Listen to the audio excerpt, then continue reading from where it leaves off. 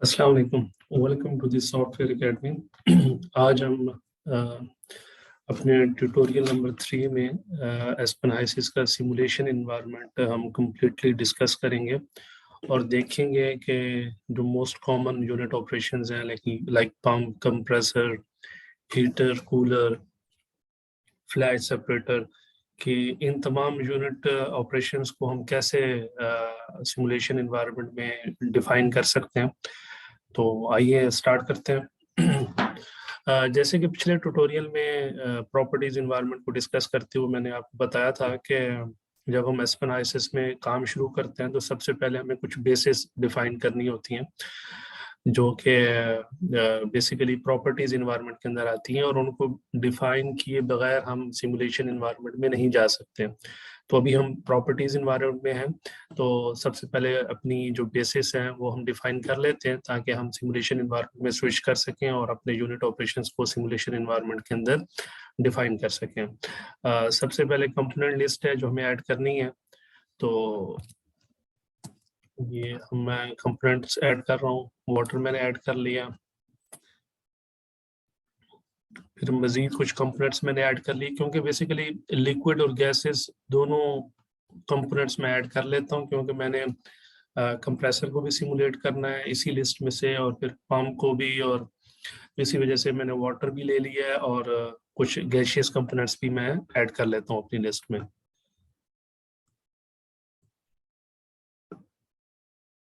जी, ये components add हो गया। तो अभी हम फ्लूइड पैकेज पे जाते हैं। जैसे कि आपको पता है कि ऑयल एंड गैस के लिए और हाइड्रोकार्बन्स कंपोनेंट्स के लिए हम एंग्रो बेंजन सेलेक्ट करते हैं। तो अभी हम सिमुलेशन एनवायरनमेंट में स्विच करते हैं। तो सबसे पहले हम जो यूनिट ऑपरेशन सिमुलेट करने जा रहे हैं तो वो पंप है। तो उसके लिए सबसे पहले हमें एक मटेरियल स्ट्रीम डिफाइन करनी पड़ेगी। ये मटेरियल स्ट्रीम मैंने पीएफडी में इंसर्ट कर दी है। तो इंसर्ट करने का बड़ा आसान सा तरीका है कि आप यहाँ पे ऑब्जेक्ट पैलेट पे क्लिक करेंगे जिस भी यूनिट ऑपरेशन को आप पीएफडी में इंसर्ट करना चाहते हैं, और फिर पीएफडी में वहाँ पे जाके क्लिक करेंगे जहाँ पे आपने उस यूनिट ऑपरेशन को इंसर्ट करना है। ये मटेरियल स्ट्रीम हमने इंसर्ट कर दिया, लेकिन अभी ये डिफाइंड नहीं है। अभी हमने इसको डिफाइन करना है। डिफाइन करने के लिए हमें जो है ना 4 पैरामीटर ज़रूरत होते हैं किसी भी मटेरियल स्ट्रीम को डिफाइन करने के लिए। उसका टेम्परेचर, उसका प्रेशर, उसका फ्लो रेट, वो मोलर फ्लो भी हो सकता है, मैस फ्लो भी हो सकता है, आइडियल लिक्विड वॉल्यूम फ्लो भी हो सकता है। तो हमें फ्लो रेट भी डिफाइन करना होता है और सबसे इम्पोर्टेंट जो है ना उसकी कंपोजिशन हमने बतानी है। जी, तो मैं ये सबसे पहले कंपोजिशन डिफाइन कर लेता हूँ एडिट पे जाके। तो मेरी ये जो स्ट्रीम है तो ये फुली वाटर है, 100% वाटर है क्योंकि यहाँ पे मोल फ्रैक्शन चेक है। तो मोल फ्रैक्शन में अगर ये सारे के सारा वाटर है तो मैं इसको 1 लूंगा, और ये आप देख सकते हैं कि जी मोल फ्रैक्शन 1, इसका ये स्ट्रीम जो है वाटर की स्ट्रीम है। तो कंपोजिशन डिफाइन हो गई। अभी बाकी इसकी जो टेम्परेचर, प्रेशर है वो भी हम डिफाइन कर लेते हैं। सपोज कर लेते हैं कि इसका जो टेम्परेचर है वो 25 डिग्री सी है। प्रेशर इसका केपी के अंदर है क्योंकि, तो हम सपोज कर लेते हैं कि 300 केपी इसका प्रेशर है, और मोलर फ्लो मैं ले लेता हूँ जी 500 केजी मोल्स पर आवर इसका फ्लो है। तो अब देख सकते हैं कि ये स्ट्रीम हमारी फुली डिफाइंड हो गई है, ग्रीन हो गई है। उसके बाद ये पंप को मैं इंसर्ट कर लेता हूँ। पंप पे डबल क्लिक करूंगा। अब मैंने इसका इनलेट, जिस तरह पंप का एक इनलेट होता है एक आउटलेट होता है, तो मुझे डिफाइन करने हैं कि इसका इनलेट ये जो स्ट्रीम 1 हमने डिफाइन की है, और आउटलेट इसको मैं नाम देता हूँ 2 का। यहाँ पे हम पंप का नाम भी चेंज कर सकते हैं। यहाँ पे हम अल्फाबेट्स में भी कोई भी नाम अपनी मर्जी से डाल सकते हैं। अब एनर्जी जो है उसको मैं पी क्यू कह देता हूँ, ठीक है। अभी वो मुझे बता रहा है कि अननोन ड्यूटी, कि पंप की जो ड्यूटी है वो अननोन है क्योंकि हमने बताना है कि पंप की ड्यूटी कितनी होगी। तो हम जितनी पंप, हम पैरामीटर्स में जाऊंगा और यहाँ पे डेल्टा पी, प्रेशर रेशो और ड्यूटी, इन तीनों में से कोई भी चीज अगर आप डालेंगे तो ये पंप जो है ये डिफाइन हो जाएगा। मतलब जो पंप की इनलेट पे जो स्ट्रीम आ रही है उस पे प्रेशर है, अगर आप डेल्टा प्रेशर बताएंगे पंप का तो ऑटोमेटिकली उस डेल्टा प्रेशर पे आपका पंप जो है वो डिफाइंड हो जाएगा, फुली सॉल्व हो जाएगा। अगर आप पर डेल्टा प्रेशर नहीं है, आप प्रेशर रेशो बता सकते हैं। प्रेशर रेशो का मतलब ये है कि discharge pressure over suction pressure. यहाँ पे आप देख सकते हैं कि पंप के इनलेट पे जो प्रेशर है वो 300 kP है। ठीक है, अगर आप प्रेशर रेशो अगर आप लेते हैं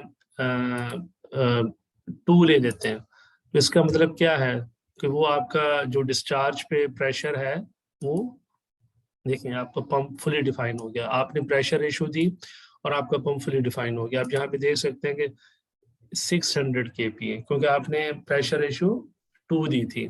इसी तरह से आप जो है वो प्रेशर रेशो की बजाय आप डेल्टा प्रेशर बता सकते हैं। डेल्टा प्रेशर आपको कितना चाहिए, वरना आपको चाहिए जी 400 kPa का डेल्टा, तो आप 400 यहाँ पे देंगे और फिर इस 400 डेल्टा पी पे आपका पंप फुली डिफाइन हो जाएगा। इसी तरह से आप ड्यूटी भी दे सकते हैं कि आप अपनी ड्यूटी, जो आप जिस ड्यूटी का पंप चाहते हैं वो ड्यूटी देंगे, तो उस ड्यूटी के अगेंस्ट जितना डेल्टा पी या प्रेशर रेशो पंप क्रिएट कर सकता होगा फॉर द इनलेट स्ट्रीम तो वो कर देगा। इसी तरह से एडियाबैटिक एफिशिएंसी है, यहाँ पे 75% बाय डिफॉल्ट सेट है। आप इसको बढ़ा भी सकते हैं, इसको कम भी कर सकते हैं। लाजमी बात है जब आप उसकी एफिशिएंसी कम करेंगे तो फिर उसका जो डेल्टा पी है वो कम हो जाएगा, फिर पंप उतना डेल्टा आपको नहीं दे सकेगा। तो ये आप देख सकते हैं कि यहाँ पे अभी डेल्टा आपको दे रहा है वो 400 का, लेकिन अगर आप उसकी एफिशिएंसी कम कर देते हैं, उसमें लेट्स सपोज मैं इसकी एफिशिएंसी 50 कर देता हूँ,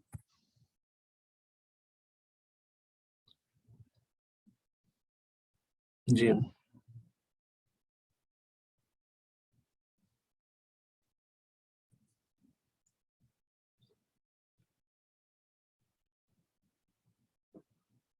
तो जैसे ही मैंने उसकी एफिशिएंसी कम की तो उसने,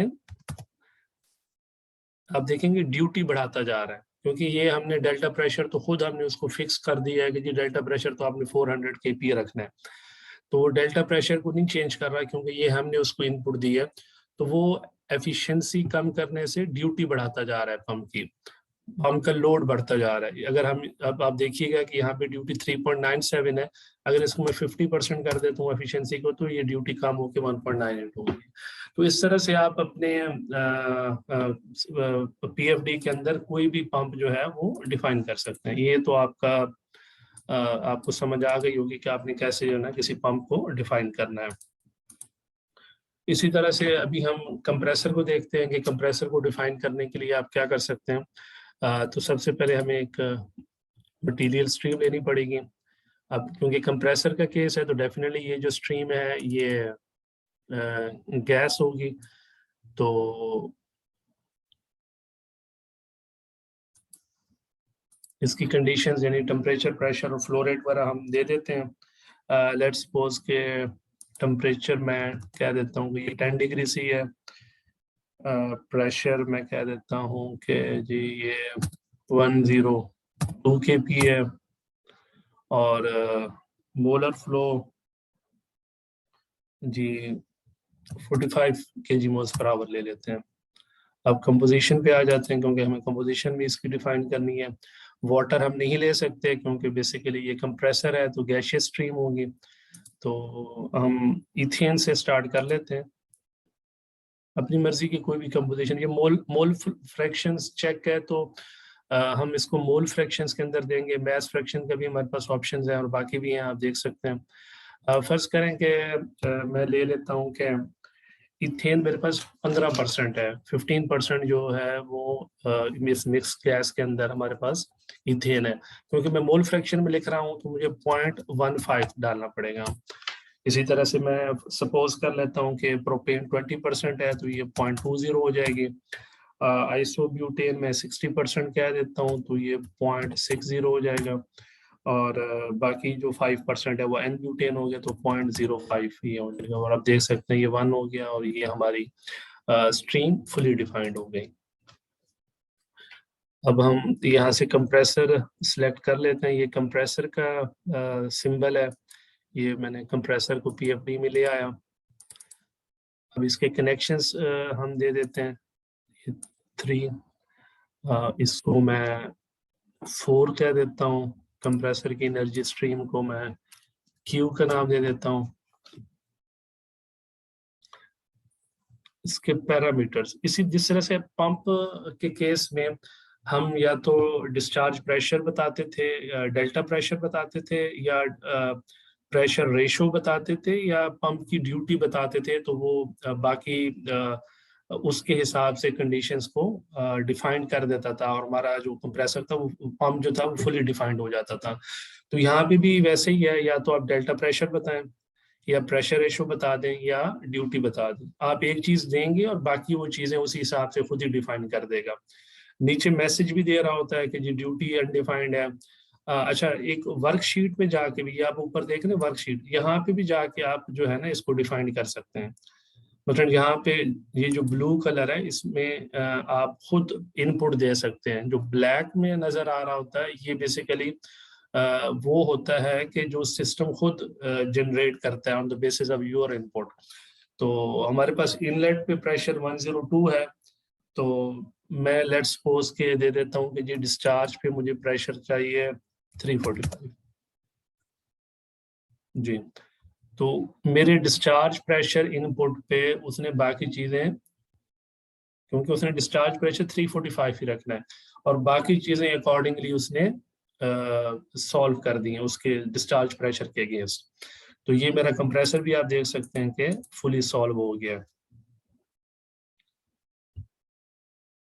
तो इसमें इसी को हम थोड़ा सा आगे ले जाते हैं।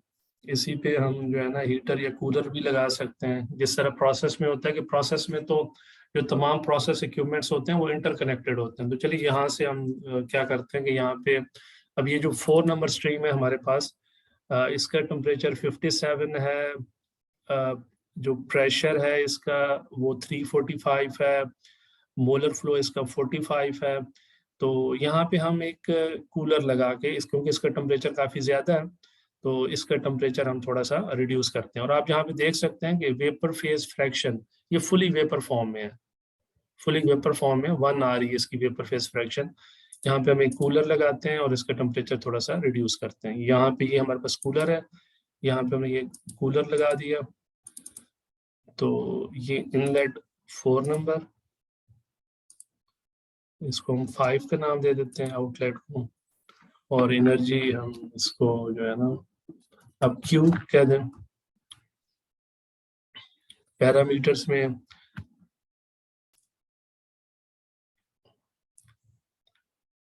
अननोन डेल्टा प्रेशर, डेफिनेटली आपको पता है कि एक्सचेंजर्स में या किसी भी प्रोसेस इक्विपमेंट के अंदर डेल्टा प्रेशर होता है, प्रेशर ड्रॉप होता है। तो आपको प्रेशर ड्रॉप डिफाइन करना पड़ेगा यहाँ पे। मसलन लेट्स सपोज मैं कह देता हूँ जी कि प्रेशर ड्रॉप जो है वो 50 kP है।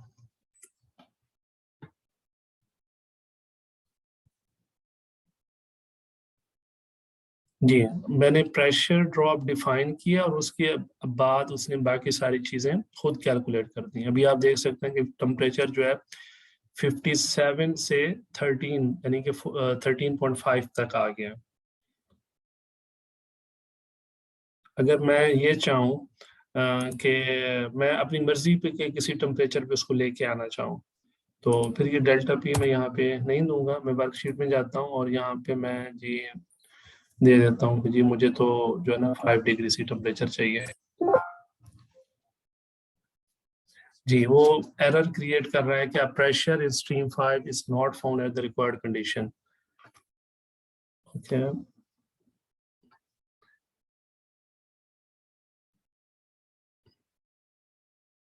सॉरी, यहाँ पे हम गलती ये कर रहे हैं कि क्योंकि हमने इसको भी क्यू का नाम दे दिया है, तो इस वजह से वो थोड़ा सा प्रॉब्लम कर रहा है कि इसी क्यू को उसने वहाँ पे भी अटैच कर दिया। तो ये हमें कनेक्शंस के अंदर इसका नाम चेंज करना पड़ेगा।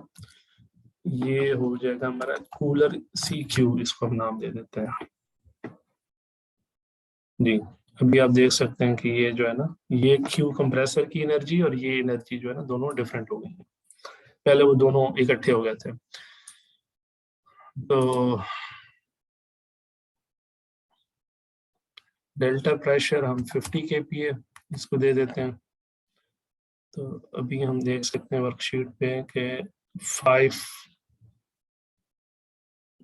डिग्री से हमारा डेल्टा आउटलेट का टेम्परेचर है। जी अच्छा, आप यहाँ पे एक और चीज देखेंगे कि जैसे ही हमने इसका टेम्परेचर रिड्यूस किया है, अब जो 4 नंबर स्ट्रीम थी जो कूलर इनलेट था, अब यहाँ पे देख सकते हैं उसकी वेपर जो फ्रैक्शन थी वो 1 थी, यानी कि वो 100% वेपर था। लेकिन जो 5 है वहां पे आप देख सकते हैं कि उसकी जो वेपर फ्रैक्शन है वो 1 से रिड्यूस होके 0.59 हो गई है। मीन्स कि वो 59% वेपर है और बाकी जो 41% वो लिक्विड है। क्योंकि हमने जब उसका टेम्परेचर रिड्यूस किया है, तो टेम्परेचर रिड्यूस करने से कुछ हाइड्रोकार्बन जो थे जो हाई मोलेकुलर वेट के थे, जैसे कि हम आइसोब्यूटेन कह लें या एन-ब्यूटेन कह लें, तो वो लिक्विड में कन्वर्ट हो गए हैं। अब यानी कि ये जो हमारी 5 नंबर स्ट्रीम है, ये हमारी मिक्स स्ट्रीम है, इसमें लिक्विड भी है और गैस भी है। तो आपको पता है कि लिक्विड और गैस स्ट्रीम्स अगर मिक्स हों और उनको हमने लिक्विड और गैस को सेपरेट करना हो, तो हम यहाँ पे फ्लैश सेपरेटर जो है ना ऐड कर सकते हैं। तो इसी यहाँ पे हम फ्लैश सेपरेटर ऐड करके और इसको लिक्विड और वेपर को सेपरेट कर लेते हैं। जी ये फ्लैश सेपरेटर यहाँ पे ऐड कर लेते हैं।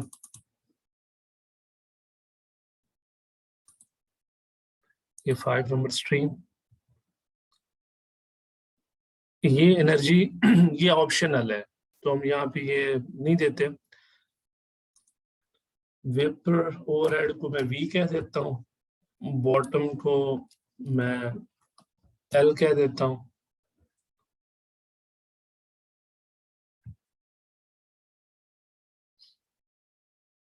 डेल्टा पी इनलेट का डेल्टा पी भी हम दे सकते हैं, वेपर आउटलेट क्योंकि यहाँ पे ऊपर डिमिस्टर होता है उसका भी दे सकते हैं, लेकिन ये ऑप्शनल है। ये हमारा जो है ना वो क्योंकि फ्लैश सेपरेशन है तो वो डिफाइन हो गया। तो अब यहाँ पे देख सकते हैं आप कि ये हमारा फ्लैश सेपरेटर भी यहाँ पे डिफाइंड हो गया है। तो ये जो एल स्ट्रीम है, इसमें आप देख सकते हैं कि इसमें जो लिक्विड है सारे, इसमें वेपर नहीं है, ये 0% वेपर है। और जो वेपर है वो उसमें सारा के सारा वेपर है, वो उसमें लिक्विड नहीं है। तो इस तरह से जो है ना आपका ये डिफाइन हो गया। इस तरह से आप इसकी अगर उसके ऊपर हम लेके जाते हैं कर्सर को, तो आप इसका फ्लो, उसका प्रेशर, उसका टेम्परेचर भी देख सकते हैं। अगर आपने मजीद इसकी डिटेल्स चेक करनी हो तो यहाँ से आप जाके देख सकते हैं, इसको डबल क्लिक करके उसका टेम्परेचर, प्रेशर, मोलर फ्लो, बाकी सारी चीजें, उसकी प्रॉपर्टीज, कंपोजिशन उसकी क्या है, उसकी फर्दर कंपोजिशन भी आपको यहाँ पे मिल जाएगी। जी आप देख सकते हैं कि इथेन कितना है, प्रोपेन कितना है, ब्यूटेन कितना है। तो यहाँ पे आप ये वी स्ट्रीम के लिए है।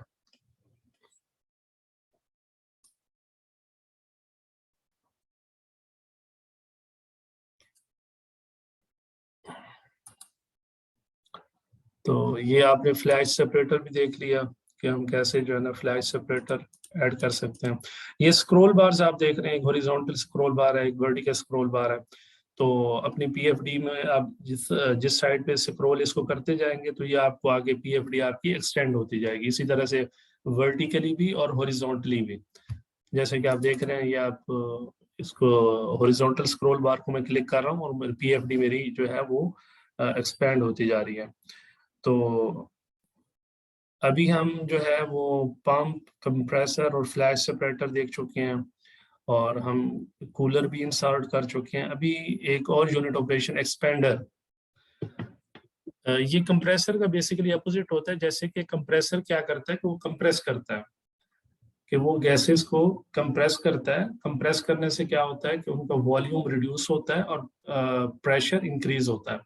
जो एक्सपेंडर होता है वो एक्सपेंडर क्या करता है कि उनको एक्सपेंड करता है। एक्सपेंड करने से क्या होता है कि वॉल्यूम इंक्रीज होता है और प्रेशर रिड्यूस होता है, मीन्स कि ये वाइस वर्सा है। तो चलिए देख लेते हैं उसको भी। सबसे पहले एक मटेरियल स्ट्रीम हम यहाँ पे लगाते हैं।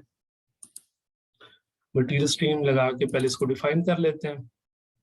जी लेट्स सपोज मैं कहता हूँ कि इसका जो टेम्परेचर है वो 25 डिग्री सी है, प्रेशर इसका जो है वो लेट्स सपोज कि जी 2000 kPa है, और मोलर फ्लो में कह देता हूँ कि 600 kmol बराबर है, और कंपोजिशन इसकी लेट्स सपोज के मीथेन है, ये मोल फ्रैक्शंस के अंदर है। मैं कहता हूँ कि ये सारी की सारी जो ये स्ट्रीम है ये मीथेन स्ट्रीम है, तो ये मैं इसकी 1 ले लूंगा, और ये जी स्ट्रीम नंबर 6 जो है हमारी डिफाइन हो गई। ये स्ट्रीम मीथेन है 100%, टेम्परेचर प्रेशर फ्लो रेट्स हमने डिफाइन कर दी हैं। अब हम एक्सपेंडर लगाने जा रहे हैं यहाँ पे। एक्सपेंडर जैसे कि मैंने आपको बताया है कि वो इसको एक्सपेंड करेगा, इसका प्रेशर रिड्यूस करेगा और इसका वॉल्यूम इंक्रीज करेगा। यहाँ पे आप देख सकते हैं ये एक्सपेंडर का सिंबल है। अब इसके सिंबल से भी देख सकते हैं कि आप देख सकते हैं कि इसका जो है ना वॉल्यूम इंक्रीज हो रहा है। तो एक्सपेंडर का फंक्शन यही होता है कि ये क्या करेगा कि जो गैस इसके अंदर आएगी उसको उसका वॉल्यूम इंक्रीज कर देगा और प्रेशर उसका रिड्यूस कर देगा। जी अच्छा, एक और चीज मैं आपको यहाँ पे बताता चलूं कि जो एक्सपेंडर है, क्योंकि यहाँ पे आपको टरबाइन का नहीं मिलेगा यूनिट ऑपरेशन। अगर आपको कहीं पे भी अपनी पीएफडी में या अपने मॉडल के अंदर टरबाइन अगर लगानी होती है तो टरबाइन के लिए भी हम एक्सपेंडर का सिंबल यूज करते हैं, एक्सपेंडर का फंक्शन यूज करते हैं। क्योंकि जब ये उसका, क्योंकि टरबाइन में भी यही हो रहा होता है कि उसमें एक हाई प्रेशर की स्ट्रीम आ रही होती है और वो लेट डाउन होकर लो प्रेशर स्ट्रीम में जा रही होती है, और उसकी वजह से एनर्जी क्रिएट होती है, एनर्जी प्रोड्यूस होती है। तो यहाँ पे भी आप देखेंगे कैसे ही होगा कि हाई प्रेशर की स्ट्रीम आएगी, वो लो प्रेशर में जाएगी और एनर्जी कंज्यूम होने की बजाय प्रोड्यूस होगी। इसको डबल क्लिक किया, ये 6, इसको मैं 7 कह देता हूँ। एनर्जी को मैं, एक्सपेंडर है तो EQ कह देता हूँ। पैरामीटर्स में अब डेल्टा प्रेशर कि कितना प्रेशर ड्रॉप आप करना चाहते हैं, तो मैं कह रहा हूँ कि जी 500 kPa, ठीक है जी। अब यहाँ पे आप देख सकते हैं कि हमारी जो एनर्जी स्ट्रीम है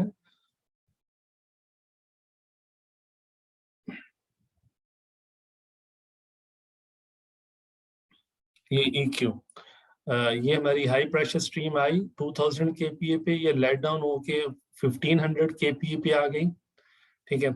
और दूसरा इसकी वजह से हमारे पास EQ एनर्जी क्रिएट हुई, वो कितनी है 82.51 किलोवाट। और अगर हीट फ्लो में हम बात करें तो वो 2.97 इंटू 10⁵ kg पर आवर, किलो जूल्स पर आवर है। तो ये बेसिकली एक्सपेंडर का फंक्शन है, जिसको हम जैसे मैंने आपको बताया कि इसको ना टरबाइन, जब हमने अगर अपने मॉडल में टरबाइन लगानी हो तो हम इसको वहां पे भी यूज कर सकते हैं। तो ये कुछ कॉमन यूनिट ऑपरेशन से जो कि हमने सिमुलेशन इन्वायरमेंट में लगाए, इनको सिमुलेट किए और आपको दिखाया कि कैसे जो है ना हम डिफरेंट किस्म के यूनिट ऑपरेशन, जो सिंपल यूनिट ऑपरेशंस हैं, इनको इसके अंदर फिट कर सकते हैं। और दूसरा इंशाल्लाह अपने नेक्स्ट ट्यूटोरियल में हम मज़ीद, अब ये तो बहुत सिंपल किस्म के यूनिट ऑपरेशंस हैं, तो थोड़े कॉम्प्लिकेटेड यूनिट ऑपरेशन जैसे heat and tube, shell and tube heat exchangers हैं, plate and frame heat exchangers हैं, डिफरेंट टाइप के कॉलम्स हैं, तो उनको हम देखेंगे कि उनको कैसे हम सिमुलेट कर सकते हैं। और उसके बाद फिर हम पूरे के पूरे प्रोसेस की तरफ जाएंगे, पहले सिंपल प्रोसेसेस को, फिर थोड़ा कम्प्लेक्स और डिटेल्ड प्रोसेसेस को हम सिमुलेट करना सीखेंगे। तो मिलते हैं नेक्स्ट ट्यूटोरियल में, तब तक इजाज़त दें, अपना ढेर सारा ख्याल रखिएगा। अल्लाह हाफिज़।